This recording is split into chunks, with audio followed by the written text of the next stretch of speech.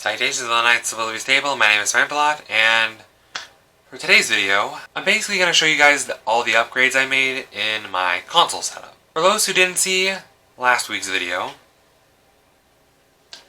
spoiler alert if you haven't seen it yet, basically I added a new console to my setup, and it's one I've wanted for the past 6 months. Since it's been out. It's an Xbox Series S, basically. I finally got my hands on one. I'm a broke joke now because of it. I regret nothing, though. But I really should have pointed this out when I hooked it up and installed it to my console setup, that I noticed that after editing that video, there were a few things that I also added to the setup that I really should have pointed out ahead of time. So for today, I'm going to show you guys. Let me just take the camera off the tripod. I'll be right back. Alright, so the upgrades I have made to my console setup. Let's start with the things that really don't get recognized a lot, but should for a console setup. And it's very important if you're hooking up multiple consoles. Some things that you have to have for it that are barely noticed, but should be for a console setup. You need a lot of switch boxes. And for those who have been with me since I started my setup, I originally had, for the past 2 years, one AV 8-port switcher and a 4-port right here. Well, I recently upgraded them to both being an 8-port because eventually I'm going to add the rest of the Sega consoles because I currently only have a Dreamcast. And eventually I am going to add the Master System, the Genesis, the CD, the 32X, yes, literally, and the Saturn to my setup. And they're all going to go right here, which we'll get to later. I also needed more power because the cables, which even though they are a mess, I have to show you them. It's so cringy. I do not deserve a console like this with the cables like the way they are. I tried my best with some cable Velcro straps, but there's just so many, it's hard to keep them all organized. So I basically have this 24 outlet power strip, which is currently maxed out.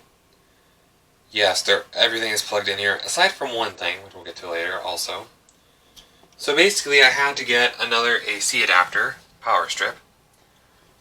And the one thing it's plugged into, well, actually I'm just going to show you that right now. So if we go to my phone real quick, I added some LED strips to it. So if I turn it on, yep, we have some LED lights, which I can do all white, which honestly the camera makes it look white, but in real life they look a little light blue.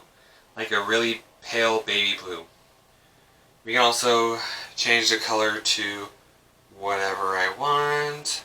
Right now it's just sitting at blue because that is literally the best color, don't at me. And I have different modes for it to go in. Like, here's YouTube mode, which is just white. Here's Disney Plus, which is blue. Netflix, which is red.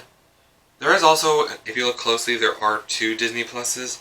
That's because the first setting, it's very glitchy and will cause a seizure. We have AV gaming, which goes through a rainbow of colors very slowly. It like breathes through, here they are, some reds, some greens, and some blues, in that order. We have HDMI gaming, which is basically like a retro synthwave kind of vibe. Then we have RF mode, which strobes through many different light layers of kind of a brownish, yellowish light. I use that for when I play on the Atari. And then we have movie night, which cycles through the color of the rainbow. Like so. So there's that. I'm going to set it back to YouTube because I'm going to be watching a video while I'm editing this video. But for right now, I'm just going to turn it off. And basically, they're not behind the TV. Oh, that's the lens cap. They're literally behind, like, right here. Around the entire TV part of my setup. I didn't know 16.4 feet would be so much. It starts from right here, all the way up, and around, and down, the other way around, and then down a little bit. I had access to go down past the Xbox One. A little crazy, I know. Now that we got that out of the way, let me go back to the AV switch boxes. I really should have made a chart for this. To figure out which one is which, I am going to make a chart. I forgot to make that for this video. Here's how I did everything. I'll list everything on the left side of the screen. It's basically Nintendo consoles, NES through Wii, for inputs 1 through 5. 6 and 7 are the Microsoft consoles, Xbox Original and 360. But then input 8, since my TV only has one AV input, input 8 of box 1 connects to the output of box 2. Then it goes PS1, 2, and 3, and then 4 through 7 are pretty much blank. And input 8 is the Dreamcast. I feel like I need 4 through 7 to be empty for the remaining consoles. I don't know if the Sega CD and the 32X require their own AV connectors. I'll have to do some research. I had to replace the AV cables for the original Xbox because one of the audio connectors pretty much took a chunk of or a piece of the original switch box with it. So I had to replace not only the AV switcher because I don't know if it worked right, but also the AV cables for the Xbox original. Everything else is still the same, aside from the PlayStation. The PlayStation I originally had in here, this is another model by the way. The original PlayStation I got from an arcade that also sold vintage consoles and games. It worked, but it worked really slowly. I did not buy another PS1. This is the one from my childhood. It was in the garage for like 15 years, and we found it when my mom and dad cleaned out the garage. And the best part, it has the DualShocks, and not the original controller. So that's a plus. What else did I upgrade? Oh yeah, I also added some childhood photos of mostly me. By the way, yes, that's me when I was a baby. Still like Blue's Clues to this day. This is my dog Jingles when he was a puppy, 13 or so years ago. Dang, he's old. And there's a couple pictures of me with my mama at different occasions. And then here's me and my sisters at our family movie night at our church that one year. We watched Toy Story. I made a video about that. You can see it up here. And then another thing I added to the room. Yes, I added a Kallax shelf. That's what they call it at IKEA. To the room. Eventually, this is where I'm going to hold the Sega consoles. Right now, though, it's going to hold most of my Squishmallow collection, all but one actually. Some amiibos I've collected throughout the years, some other figurines, and I don't know why I collect these ducks. I just think they're cute. You might have seen him in another video. I'll link it up here. But down here, we have games, and you're probably wondering, why aren't they up here? That is because this is the Shame Square. Why is it called the Shame Square? Reason why is because these are games that I don't know what they are because they aren't labeled and I can't figure out the gameplay.